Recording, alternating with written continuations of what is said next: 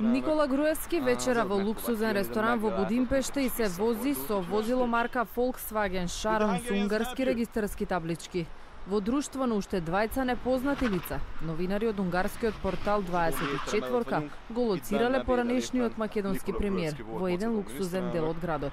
Кога се обидоа да дознаат како побегна од Македонија, дали со помош на унгарските власти, Груевски молчеше и влезе во возилото.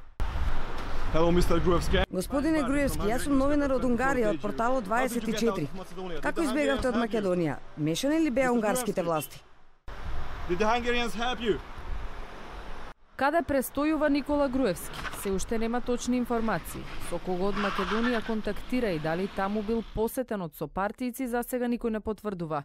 Вчера дописникот на Guardian Ден Нолан објави фотографија од екс-премиерот од центарот на Будимпешта. Во еден дел се гледа и човек кој многу наликува на Александар Трајковски, советник од ВМРО ДПМНЕ во Газибаба, кој е обвинет во ист предмет со Груевски, односно шамарите во центар. Но таква потврда од Трајковски засега нема. Во меѓувреме обвинителството за организиран криминал ја работи истрагата која треба да покаже кој му помогне на Груевски да побегне кога требаше да оди во затвор, како осуден на 2 години за блендираниот Мерцедес. По обвинителството ќе бидат повикани сите за кои сметаме дека може да дадат одредени информации во врска со бегството. Ние и до сега имаме сослушувано лица од неговото обезбедување, така да и ќе продолжиме во таа насока.